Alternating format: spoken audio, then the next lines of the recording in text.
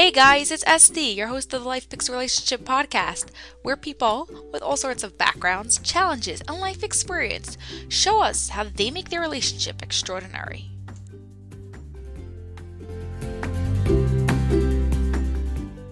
Hey guys, hope you're having an awesome day and really been practicing your emotional skills to build that strong foundation for your relationship. Let me know if you have any questions. You can email me at sd@lifepicksphotography.com. And I'd love to answer them and help you get through this because it is so important. Today, I am super excited because we have a real legend in the house who started off in foster care. Yeah, at 3 years old, his mom gave him up to foster care and he literally went from house to house to house, being treated horribly and being locked up. In one place, all the neighbors would line up and he would have to lick their shoes. Crazy situations. And at the age of 14, he was adopted by an all-white family and he is colored. So that brought in a whole nother set of challenges, right? Now he decided he's going to set a crazy goal, go all the way in and get it. And that's what he did. He set a goal to get into the NFL, became a football player, and with a lot of hard work, he got into the NFL. And then it all came crashing down on him as soon as he got a shoulder injury. He had no more life, no more purpose, and many more challenges. But he got up. Today he's an identity shift coach, speaking all over the globe, doing incredible things, been an American Ninja Warrior, just things that you can't even imagine. I'm super excited to have with us here today, Anthony Trucks. Thank you so much for being here.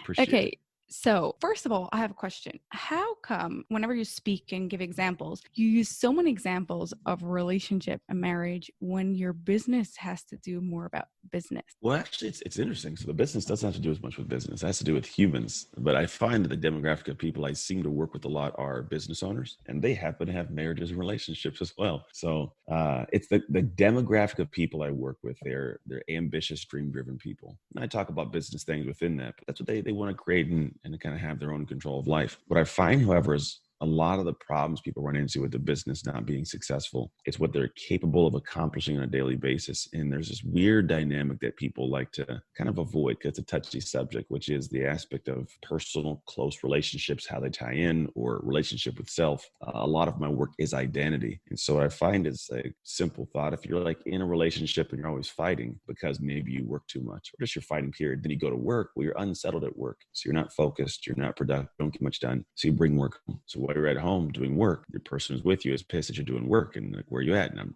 they start to resent the job you have. And so then now you have this problem at home because you're trying to get work done. So you don't get work done. You just get more frustrated. Then you go back to work, unhappy, don't get work done. It's this vicious cycle.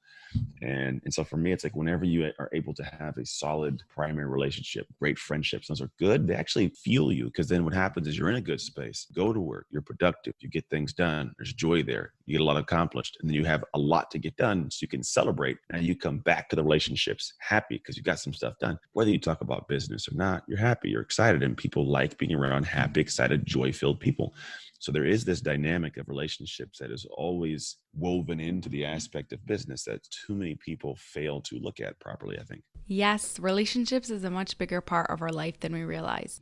I know you call your relationship the greatest relationship out there. Why is that? I'm not going to go like put it to bad against anybody genuinely, but no, it's okay, real. but it's a really good one. It's a really good one. We don't have, because intimacy is good. Communication is good. We've gone through the craziness of all the chaotic aspects. She knows me. I can say jokes from when I was a teenager and she gets it. It's like our thing, right? There's just a lot of connection there. However, there's also the aspects of we do fight. We do argue. We do have our debacles that become weirdest. But to be honest, we've learned how to argue. It's a thing I think few people grasp is great relationships are not devoid of arguments. They are filled with the ability to understand how to properly argue, which means I can have a disagreement with you, still love you, still be happy, and still be enjoy, even if we're not on the same page. I know how to allow you to be in a bad mood without like forcing you to be happy right now because I want you to be happy. Just ebb and flow to it to where it feels right. But then at the same time, we're not lazy. Like we give and we get. So I know if I want something, I got to give it. The other day, my wife, I hate giving massages. I'm not a fan of them at all. She loves getting massages. She like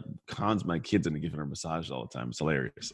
So But I realized she was having a really funky day. I don't know what was going on. She was actually being snotty to me. Like she just kind of, rah.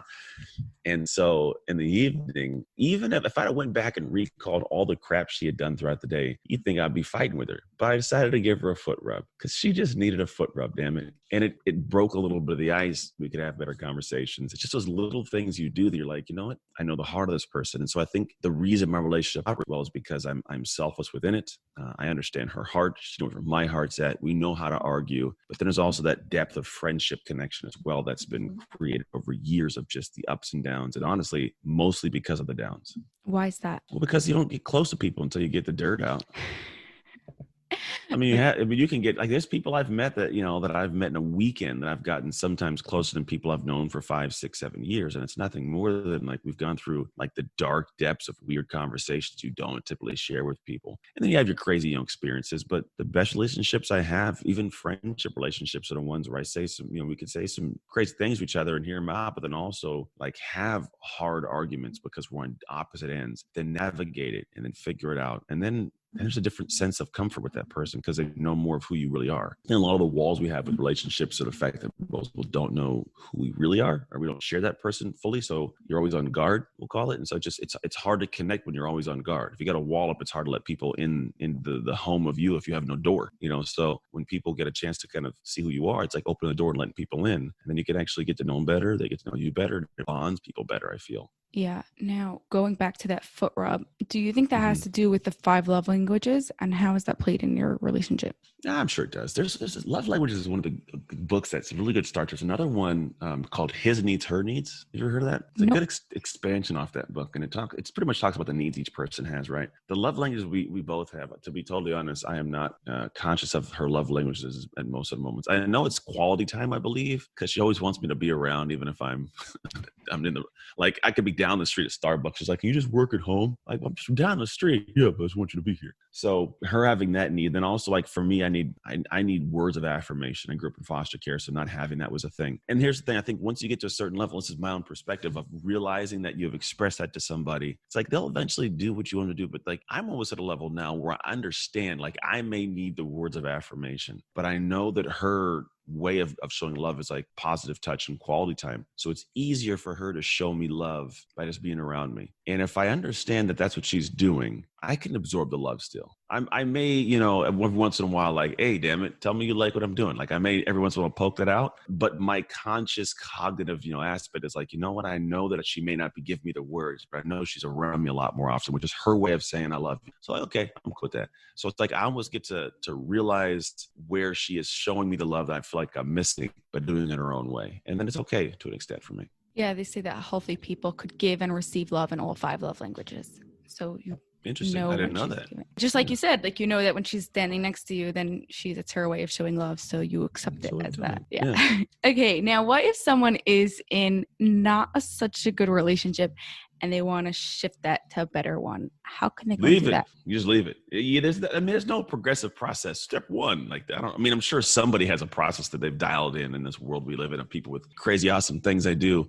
I feel like at the end of the day, there's this thought that the evil we know is better than the evil we don't for a lot of people. So it's like, I know this evil, and the perception is, well, if I get into another relationship, it's going to be the same. So I don't want that evil. At least I know and I can manage this one. I know when he or she's going to be crazy or angry or weird. So like, people just deal with it, and they just live in this weird funkiness for their entire life. I don't understand how people do it. It's kind of like a person who handles snakes, just a little bit of poison every once in a while, because they realize, if I get bit, like if I have an immunity, I'll be good to it. And they'll ingest poison so they can handle it. The evil I know is better than the evil I don't. I can deal with this. And in my head, I'm like, why don't you stop handling snakes? Why don't you just stop doing that altogether? So like leave the relationship. If you understand, to the extent that if you realize where your part plays, like where my role plays in the kind of disintegration of this, if I am playing a role in this thing and it's going crazy and I keep experiencing the same relationship with 5 different people, I'm going to take a look like, all right, I'm the common denominator here. There's a little something off. But if you've gone through the work and you figured out like, all right, there's really just this person isn't a solid human. They don't leave, because there's this thought is just because we had a mistake we've made, took a long time to make, that I have to keep this. And it's a weird investment bias. People will stay in relationships that suck because they've been in a relationship for so long, even though it sucked. Like, I don't want it to be for nothing. And it's not. It's never for nothing. It's like, now you know what not to get. And so if you're in a relationship, you don't like it, and it sucks, have some really hard conversations, and then leave it if it doesn't change. Like, that's essentially it. If not, here's what I tell people. If you have been able to express yourself fully and tell somebody very clearly the things that you don't want taking place or what you need, and it doesn't get met, and then you stay in that relationship, you can't keep complaining about it, because now it's on you. You've already done your part. If the thing didn't change, every moment that you continue to experience this is your fault, because you're not making an adjustment to get out of that situation. So it's like, either stop complaining and find a way to embrace it, or leave it. Yeah, that's why people in abusive relationships stay there for so long, because that's just what they know. Addiction. Yeah, it's weird. Yeah. You can be addicted to people. You can actually like chemically be addicted to a human being. Yeah, it's crazy, but it happened. So if someone's in a good relationship and they want to make it better, what should they do? That's just going to be a matter of exploration, I feel. I think good relationships being greater relationships are explorations of the depths of somebody's weirdness they don't want to share with you. Because everybody's got some weird they don't want to share. And a great relationship comes from more of a connectedness on both sides, where you both feel like you can just express and be loose. And I think that just comes with more depth of exploration. Say the weird things that you think about that you don't. Maybe you want to wear a Batman mask during sex. I don't know. Tell somebody. Like, get a little bit down. Like, maybe you edge into it and figure things out. But like, be playful explorer. I think it also has to do with doing the things that you don't want to do because the other person wants you to do it. So I'm a larger guy. I'm 6'1", like 230 right now. And I am not built for triathlons. Swimming, biking, running. I'm not. Most people that do that are like, you're got to be a $180, $190. I'm not built for those things. My wife, however, wanted to do one. And so she's like, I want to do this triathlon. I want to do a half Ironman at some point. It's like, all right. And I had a decision to make. One, I could let her go and train for this thing all by herself without me. Or she'd find a new section and group of friends that she would hang out with and get close to, that they all run and they all, go grab a beer after their run. Like, they hang out. And I could let her do that and sit at the house and get fat and watch her ride her bike, Or I could say, well, what if I took it upon myself to utilize this time to bond deeper? So I'm not a fan of running, but I caught myself at certain points running for 2 straight hours on a treadmill, or riding a bike for 3 hours, or swimming in a swimming pool with a wetsuit on, things that are not supposed to be within my football playing backgrounds, like, future. And I would do these things, and I would tell her the whole time, I don't like doing this. I actually hate doing this. But the thing I love is the quality time we get to spend together. So I did something she wanted to do, and then she knew I was doing it for her, but I didn't complain. I wasn't like out there like, oh, can we stop? Like, I went in like I was training, because I'm still going to show up and run. Like, on that race day, it's still going to be my body. So I prepared, but in doing so, like, now I got to spend 2, 3, 4 hours a day with my wife doing something cool she was engaged in. On the day of the race, I get to celebrate with her, prepare with her. And then you have these bonded memories, these things, like you get to travel together and hang out together. You're on the race together. She supports you. It's just this different level of connection and memory that you can't really put on paper. And to the point where, like, you can't come in between that. Like, no woman or man can come in between those things anymore. There's just too much. There's too much to lose in stepping out of the relationship anymore. So there's a sense of trust that gets deeper, connection gets deeper, relationship gets better. Wow. That takes a lot of devotion and really and a lot of running too.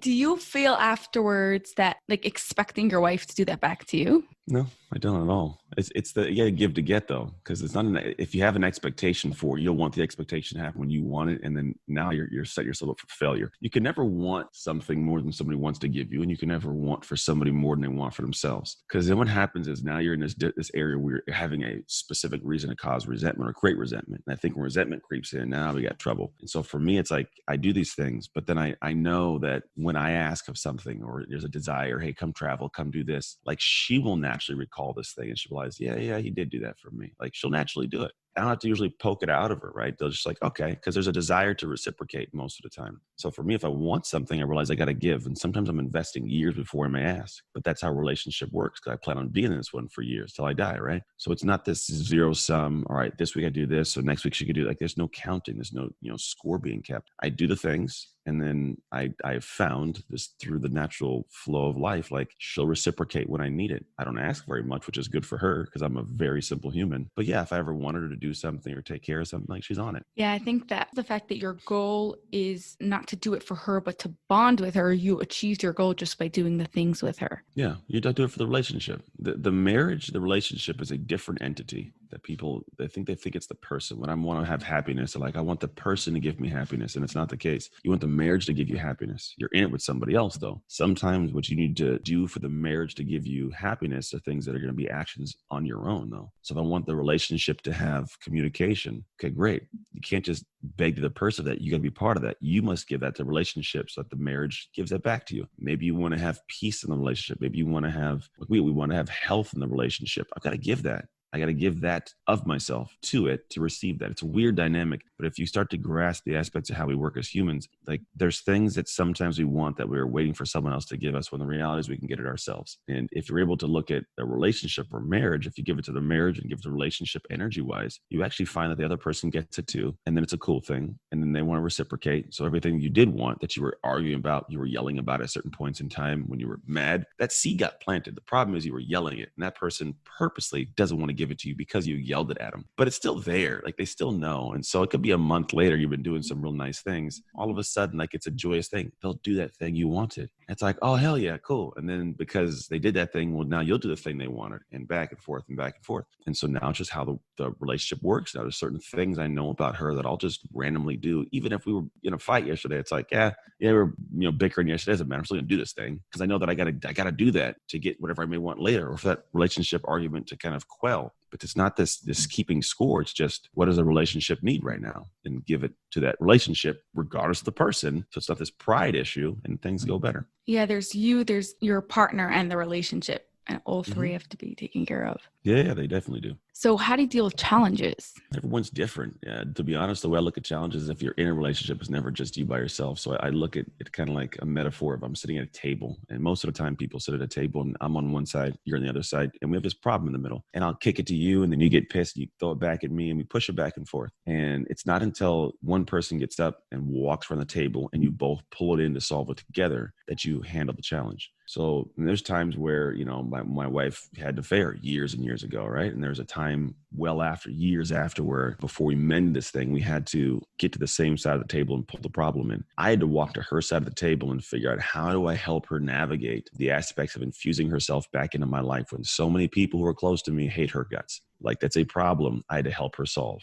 Right? Which is a very weird thing to navigate. Like, how do you help someone solve the problem of acceptance when they hurt you like that? But I mean, there's a lot that goes into that, but that's how I look at the metaphor of it. It's a challenge that is not just hers. This is a relationship challenge. So we're both protecting the marriage by me going in and solving this problem. That's her problem with her, even if it's against me, if that makes sense. And so when we deal with these things, there's times I kick it back and forth. We're at odds sometimes on how we parent our son, or, things we'll say to the kids, whatever it may be. But in this whole situation, I realized, like, right, if we're going to have this thing be a bonded team feel, I got to help solve her problems as if they're my own as well sometimes. Wow, that's a really interesting one, because it's really hard on you. Almost, I don't know, but it's hard on each of you, but in different ways about the same situation. Yeah, it's vastly different. There's not this, we both have different work to do. Every relationship has different work and different people, but the challenge, a lot of it's just, it's having a heart for knowing where the person's at. Because I know her heart. And so even if she says some things that are off the wall sometimes, because people do things in anger, I know the root of her heart, right? So I won't judge the words sometimes. I'll judge like, all right, I know you didn't mean that. I know you're pissed. Don't say that again, because it's pretty shiesty, right? But like, and so we'll solve the problem, because I need to hear sometimes what's being said, not how. So that's part of it. But then at the same time, it's like every challenge is not the end of the world. Like I'm trying to solve it, right? That's a big piece. I want to solve it. And if we realize I want to solve this, we'll find ways to solve it. If I'm looking for a reason to argue, if I'm looking for a reason for this to end, I will find it every single time. I can find a reason for my marriage to end because she didn't cook dinner. Like I can make you can seriously find something. And that's kind of the problem with people. I think a lot of people are wanting the other person to make them happy. They want to be in joy. And if something goes wrong, they're looking for that thing to go wrong so they can just fight. Some people's relationships operate in turmoil. And it's super weird. And I don't like hanging out with them, but that's how some people work. And that's cool. Just not going to be mine. And I'm not going to be at peace in that relationship. So I would just leave it. Yeah, totally. If you want to find a reason, then you'll find a reason to fight. And it goes the other way also. If you want to find a reason to stay in an abusive relationship, you'll stay in that relationship. Now, how do you make sure not to take your anger on your wife? It's more of a forethought. So for me, I try to think of how I want the day to end, or how I want the next moments of my life to be. And the quality of your life in the future is dependent upon the way you master the moments now. And so there are times when I get very angry because there's just things she says and I'm like, whoa, it just does all day. All day you're going to be like this because I didn't, take the kids to school on time all day. And so I'm like, oh, all right. But I realize, all right, I want the next moments of my marriage, my day to be good. So I'm not going to feed into the emotion that will probably steer me wrong. And so I do this thing called like a 7-second ritual, and I will pause. and I will give myself 7 seconds to breathe. And then I will let it all just, God, you suck. I hate it. And I'll just, okay, now how do I want to approach this from a positive perspective? What do I want to do? How do I want the next moments to be? And here's the thing, kind of like the stock market, sometimes you have to go down to come back up. I know my North Star is up. So I don't think of it as trying to get even, trying to make her mad and have her hurt. I just know where I want to get to. And sometimes it means swallowing my pride and admitting I made a mistake, or forgiving her for this thing that I know in her heart she didn't mean to do, but I can address that later on. Like I always know there's going to be a moment later, could be a day, week, 2 weeks, where I'll be able to be in a peaceful moment with her and address that moment. Like, hey, a week ago when you were doing that, that's pretty crappy, right? Yeah, I know. Yeah, we can't do that anymore. And so you can have that conversation later. But if you try to fix it now, things just blow up and it gets weird, and then you're always at odds. So when I have anger, like I will express that I'm unhappy, but I will not choose to have the fight to have the fight. The real thing I want is for it not to happen again, for being honest. And the path to get in there isn't getting this person to agree with you or get in an argument right now sometimes. Sometimes it's understanding how this moment, like frame up the moment and how you feel about it, and then leave it alone. And find a non-emotional moment later on to address it so you can eliminate it happening again in the future. Yes, you have to find the right time to go and address these situations, because at the moment, it's just going to blow up and it's not going to even help you. Okay, one last question for you. How do you have the courage and ambition to get to where you are today? Oh man, it's built up. I don't know if it's like a thing you have the courage, have the ambition. To be totally honest, I feel like it comes with time. I think it's more of not wanting the past effort I've done to be for nothing. And so I'm in a moment that I'm scared of, and I know it's like I don't want to do this, and it's difficult, it sucks, whatever it is. There's a thought of like the past me solved this problem, the past me got here, and if I let this fear consume me and I don't do anything past it, then man, I'm wasting my past years, my past time, the past efforts, right? Because courage is not having no fear. Courage is like it's still taking an action in the presence of fear. It's how I have courage, right? And I get the courage mostly because I realize that one, like I don't want to let myself down from the past. And two, typically every single thing that's been great for my life has always come in the backside of this thing that scared me or I was fearful of. And that for me has always been this predictor of like, all right, this bothers me. This scares me. I'm frustrated about this thing. There's gotta be a reason why. And I may not be able to consciously get it just yet, but I usually approach those things realizing I'm not going to die. Like it's not going to be the end of the world. I'm not going to die. Right. So it's like, just go and try it out. And maybe you fail, maybe you fall on your face, and maybe it sucks a little bit, but just buckle up, man, and go and see what happens. And I turn on what I call my daring ideal identity. And the work I do, it's like that person that shows up with a cape on to kind of, do what they got to do when it comes time. And that person will get over a lot of the momentary issues for me. That person just shows up. I shut down the part of my brain that's kind of talked me out of it and it's pissed. I shut that part up and I just do what needs to be done right now. And then I wake back up and like, I call it wake back up. I wake back up back into my life like, okay, all right, now you're in a better footing. Good job. Let's keep going. Right. And then you just keep pressing on. And then now I will recall that moment in the future again when I have another issue. So it's like a built up process of me not wanting to let myself down because I know what myself has accomplished in the past. Wow. That takes a real lot. This is awesome. Thank you so much for being here with us, giving us your time and sharing us this amazing insights and just real value. Yeah, very welcome. Thanks for having me. Guys, if you want more awesome value from Anthony Trucks, go right now to www.slowergo.com. I'll put the links in the show notes so you can take your life to a whole new level.